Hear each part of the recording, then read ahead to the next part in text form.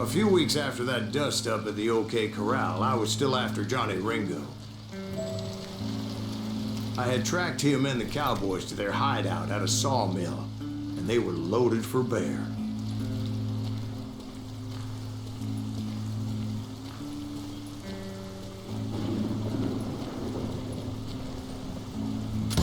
So, what exactly did Johnny Ringo do to piss you off? Well, him and that other bastard. Roscoe Bob Bryant? Yep. They both deserve to die, and I promise I'll tell you why. But first I need to tell you about the Cowboys' new boss, Curly Bill Brocious.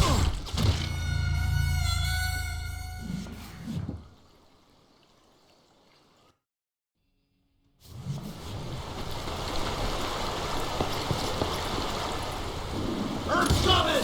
Get ready, boys.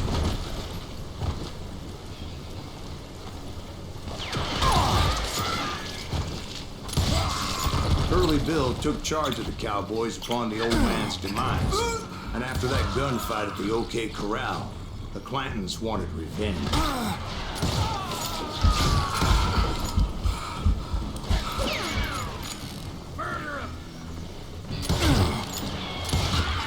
So they murdered Morgan Earp and grievously wounded his older brother, Virgil.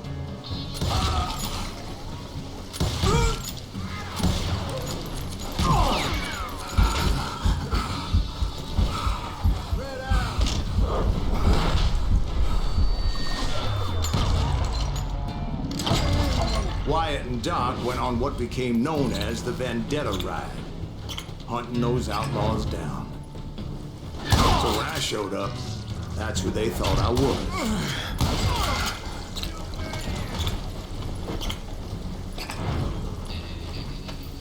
I'm sick of dealing with you.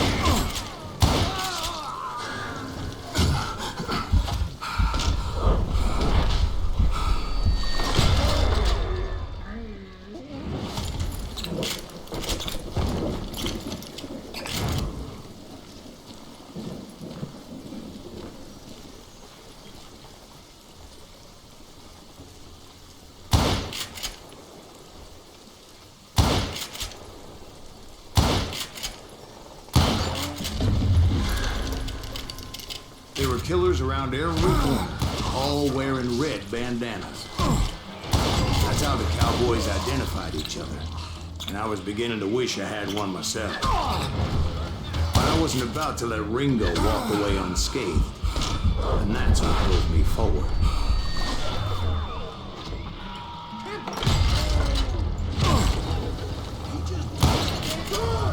They say that Ringo was infernally fast. I hardly saw anyone faster, boy. Certainly not Wyatt Earp. That man was all hat and no cap. Earp wasn't much of a match for him, but Doc Holliday might have taken it. That Lunger should have kept his nose out of it. They never charged anyone for the murder of Morgan Earp. But everybody knew that Curly shot him in the back. That was common knowledge. Yeah, maybe so. But Ringo had nothing to do with it. He was just being loyal to a friend. Is that what you call it? Being loyal? Excuse me, sir. I have a question. What's that, Dwight? After old man Clanton died, why didn't his son take over the Cowboys?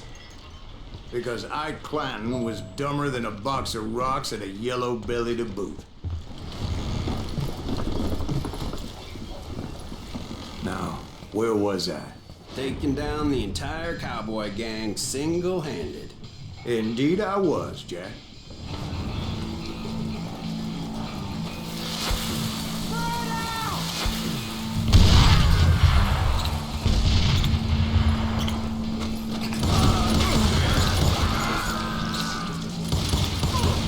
Though it wasn't easy, as those boys had good cover.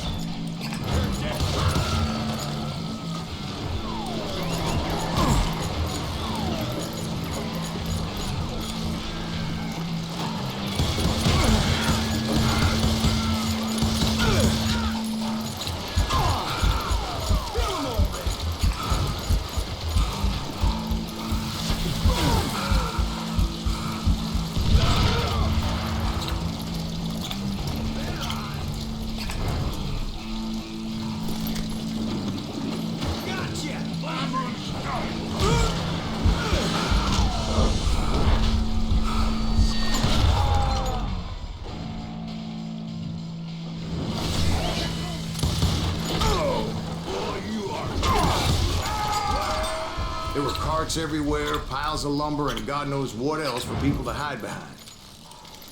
That really was one hell of a sawmill. Quite an impressive operation.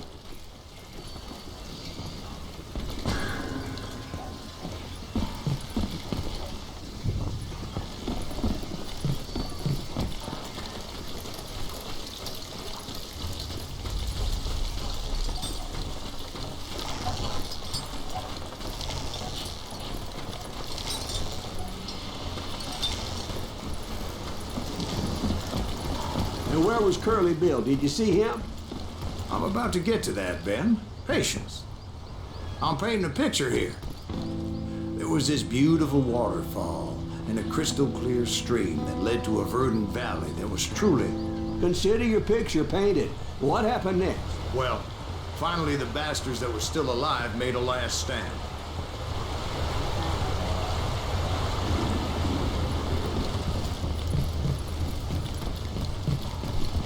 Curly Bill, Johnny Ringo, and his compadres took off into the lumber yard, and I followed after.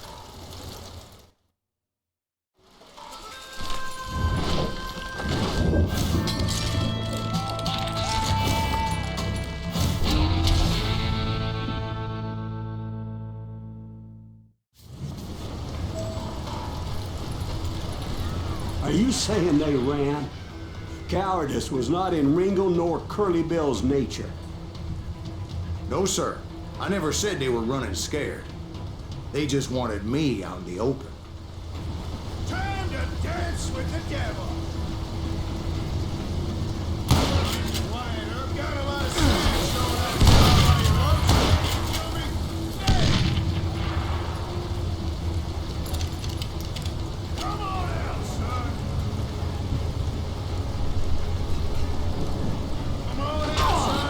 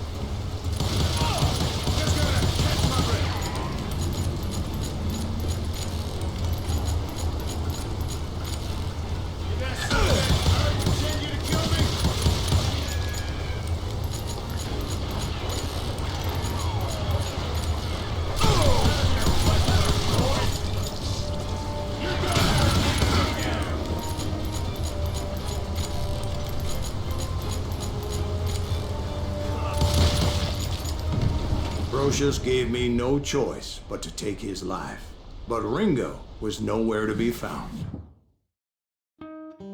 I knew you didn't kill Ringo, because he was found dead in a different location altogether. To this day, his killer is still unknown. Indeed. Took me a few months before I finally tracked his ass to West Turkey Creek Canyon.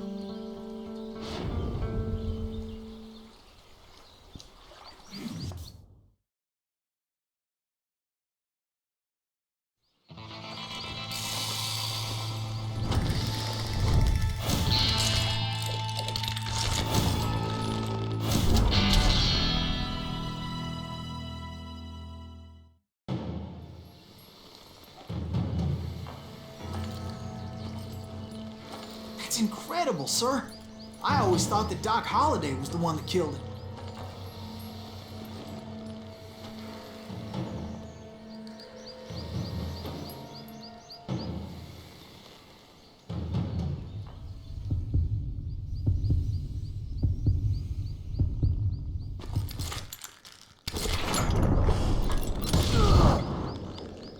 Sorry I had to ruin the legend for you, boy. But the legend ain't always true. Doc Holliday had nothing to do with the death of Johnny Ringo.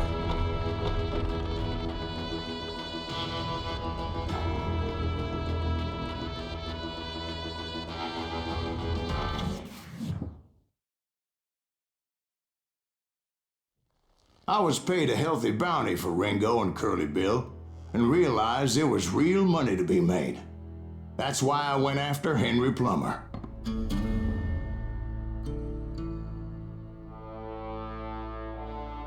Now, wasn't he the sheriff who augmented his income by shaking down miners and robbing gold shipments? That's the one. Oh, yeah, I remember him. He ran that gang of thieving outlaws called the Innocents. So it's true that you went toe-to-toe with him? Indeed I did, son. Indeed I did.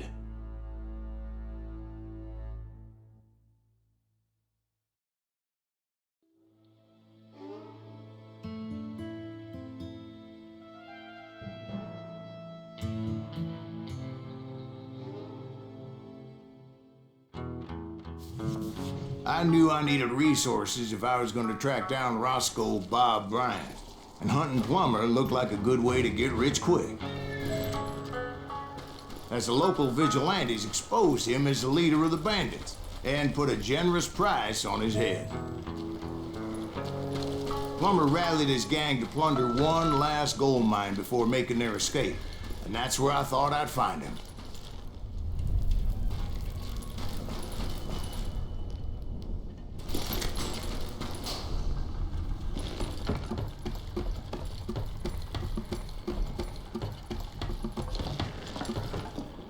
It makes me nervous standing so close to all these goddamn barrels of gunpowder.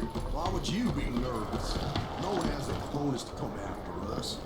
As long as you don't light up a cigar, we're fine. Yeah, besides, George is up there on the rocks with that rifle of his. Nothing gets past him. As my late father pointed out to me more than once, God made men, but Samuel Colt made them equal.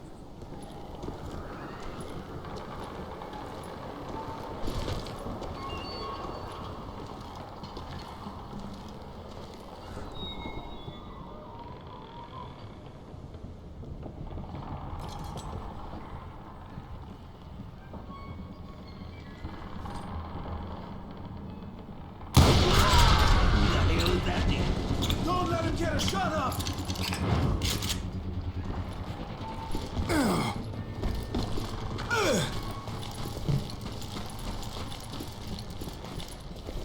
I knew that dynamite wasn't mine, so I decided the polite thing would be to return it. It was the biggest gold rush since Sutter's Mill in '48. Unfortunately, prospectors weren't the only ones drawn to those riches.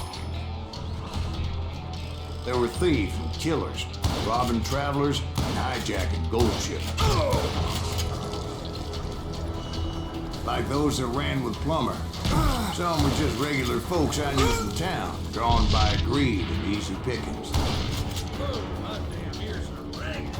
Charlie Crow, the blacksmith. James, who worked in the stable. Sam and Jeremiah Barber, the butcher's sons. Ordinary citizens who lived a double life. Stealing and thieving and murdering their neighbors.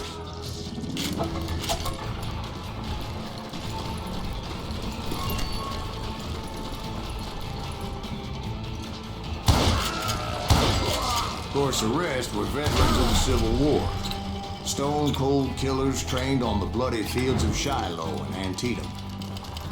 Plummer had a lot of men on his payroll. A hell of a lot. That son of a bitch pretended to protect the public with one hand while stealing them blind with the other. He set up a defensive perimeter which I had no idea how to breach. Dangerous, desperate individual. I was outnumbered and in way over my head, but I was too damn stubborn and stupid to realize it. I thought I was some kind of hero. I finally made it past and headed on to meet my destiny.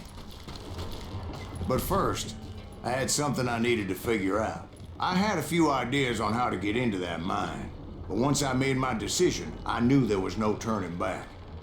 So my first thought was to enter the nearest mine portal. I saw an entrance. Made sense.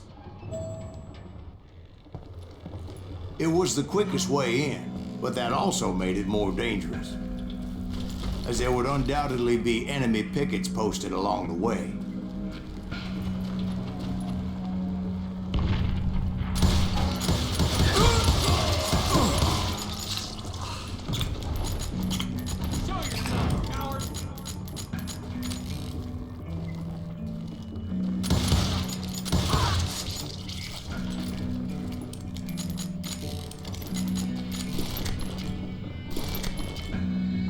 Besides, once you enter a mine like that, it's easy to get all turned around. And that confusing maze of corridors wouldn't even be the worst of it.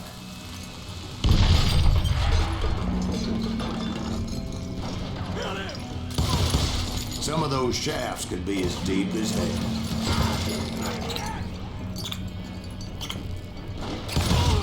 A single stumble or misstep can easily end in a deadly plunge to oblivion. Hey, I'll flank him.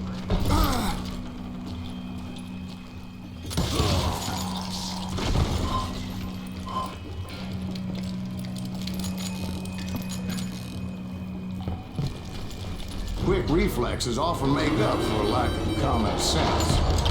Luckily, I was never one to be easily bushwhacked. I would just need to be careful not to blow myself to kingdom come.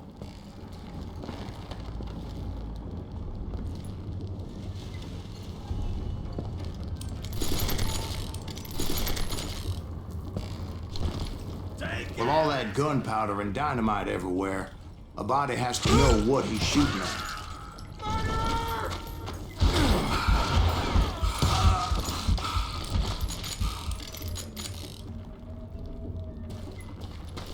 One wrong bullet could have turned that mine into a dad-blasted tube.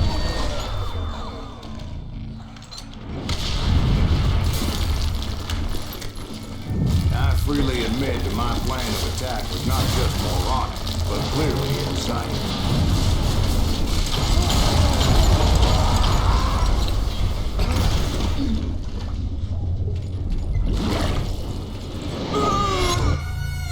It's a good thing that I abandoned that ridiculous plan before I even tried it.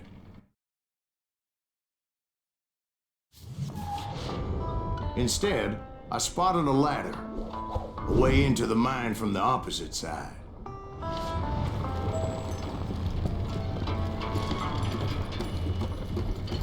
It was a long way around, but that approach seemed more sensible at the time. Of course, being I had a problem with heights, that scaffolding scared the bejesus out of me. Climbing down that ladder required some caution, because even though I had a younger man's reflexes, no man can dodge a damn bullet while climbing down a rickety ladder. I was determined not to give up, however. As Sheriff Plummer seemed quite the despicable character. When the vigilantes discovered what the sheriff was up to, people were outraged. That 10,000 they put on his head would go a long way to helping me find old Bob. And I had made it my mission to settle that score come hell or high water. But first, I would have to make a choice. Take the elevator or climb the ladder.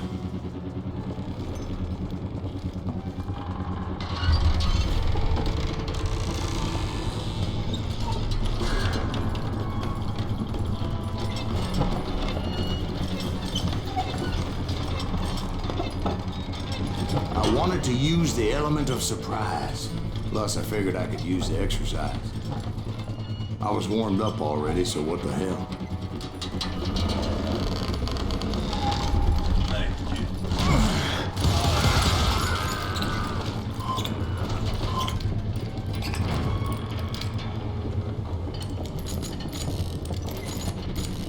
Plummer was a mad dog killer, and the people of Nevada City deserved better. Nevada City? Well, I thought Plummer met his maker in Bannock, Montana. Right, well, he was the sheriff of both places at one time or another, but that's neither here nor there. The point was, taking him down would save a lot of lives, including my own.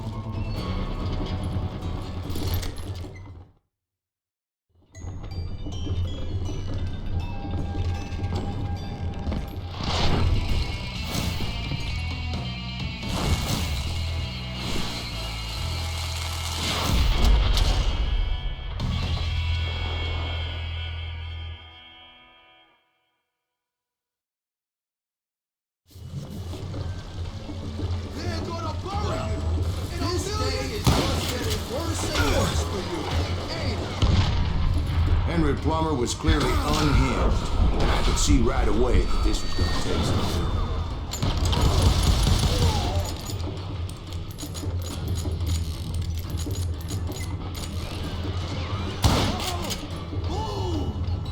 I can shoot too!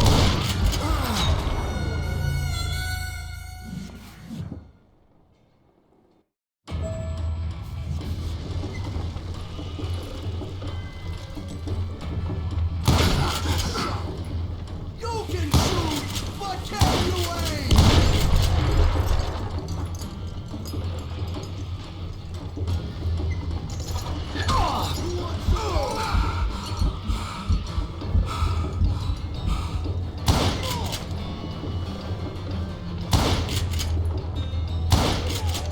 You ain't taking me!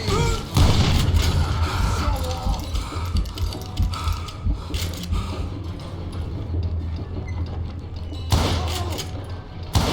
Damn! I need some help here! Come on, boys! Take this cocksucker out!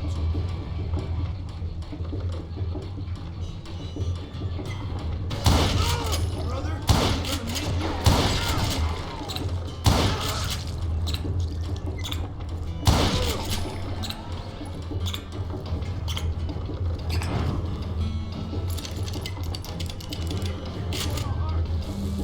I can shoot too!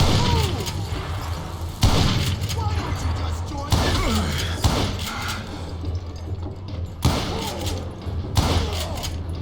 You can shoot, but can you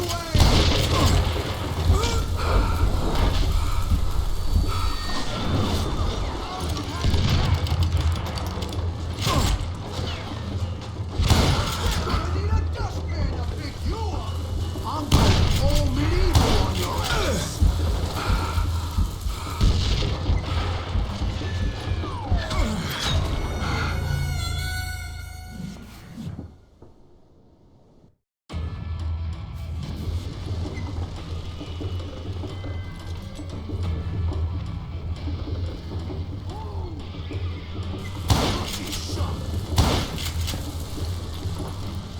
I'm going all medieval on your ass!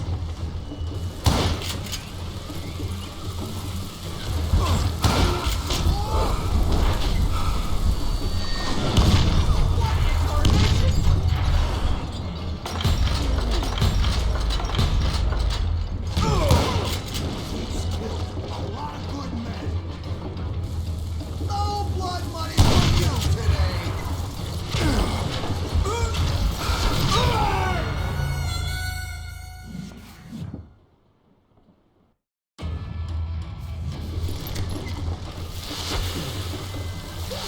You've been thrown dynamite! Run!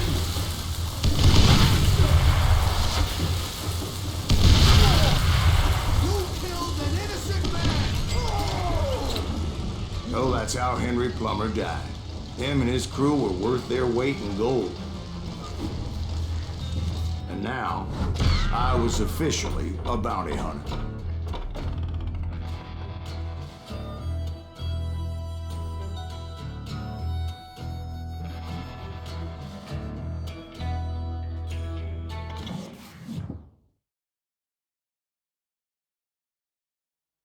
So, did you finally go after that Bob feller? Well, I heard word he was in Kansas with John Wesley Hardin. So that's where I went. Where in Kansas? Abilene. Why do you ask, Ben? No reason. Was Hardin as fast as Ringo? Ringo was fast, but John Wesley was as fast as the devil himself.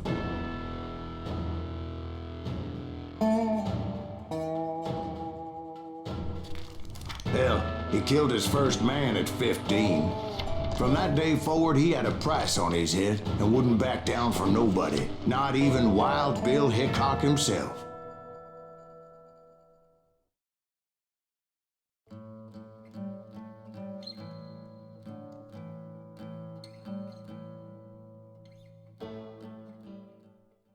I dodged death many a time, and that night in Abilene was no different.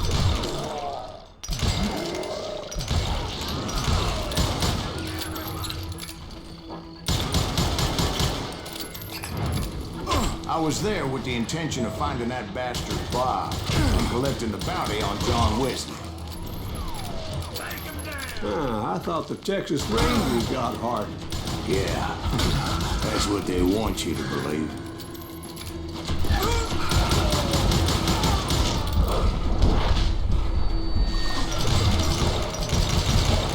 It was cold in a witch's tit and a brass bra that night as I fought my way past his loyal compadres.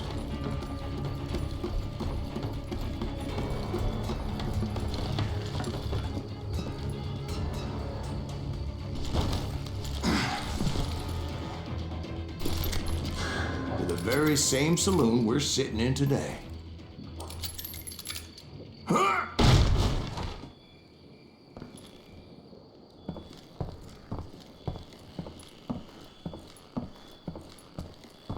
Look around and imagine this place painted in blood. Harden was waiting for me.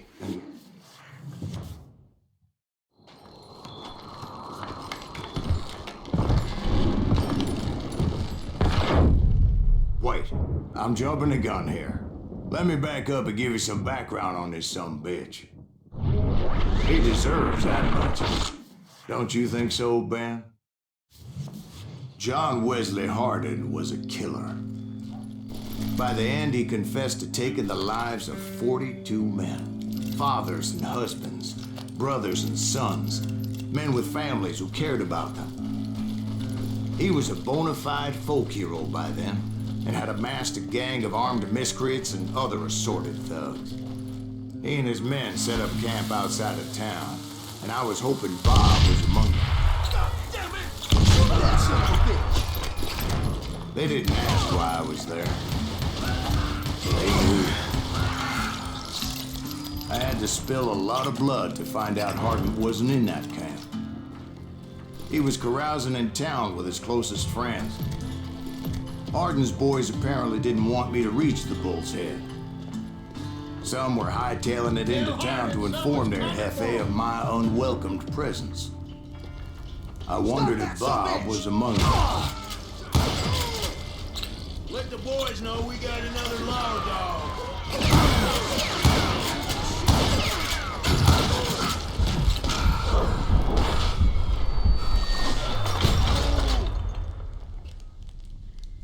That's right. Run!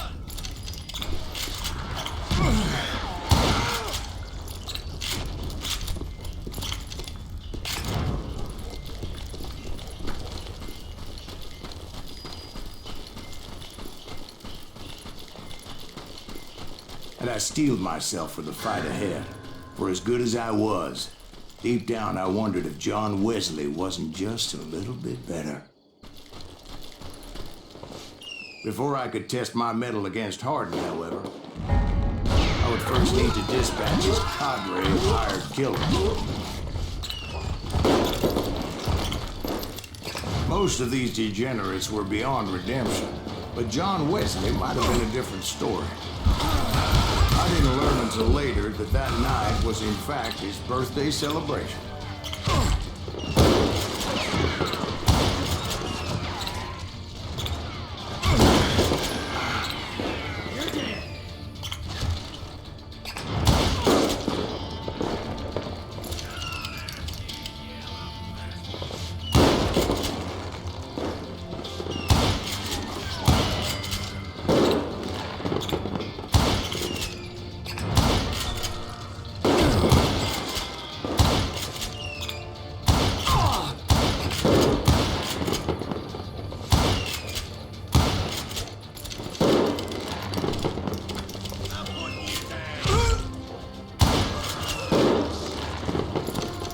I think I already mentioned that I found Harden in this very saloon.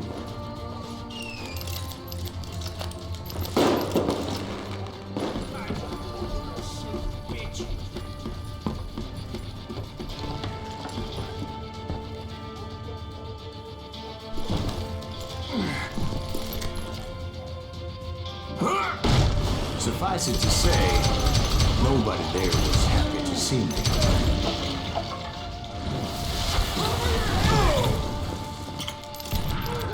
In fact, I felt a certain hostility.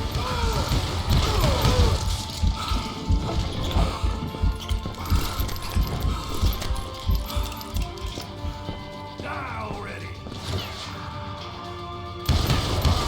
I was disappointed that neither Bob nor John Wesley were among the dead. But that was short-lived, as a moment later I was facing down the fastest gun in the West.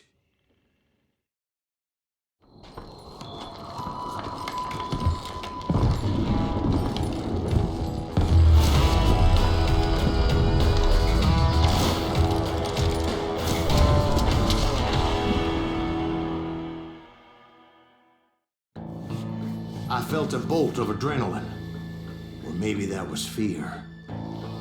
He was well known for his tricks, and I knew I'd need my own if I was ever to defeat him.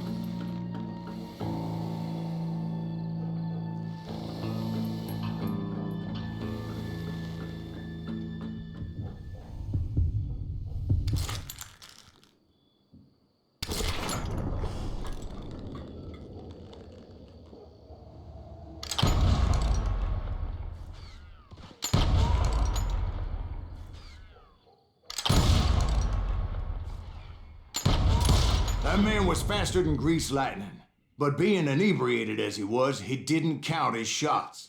And now, he was at my mercy. So he didn't die? No, I sent him to prison.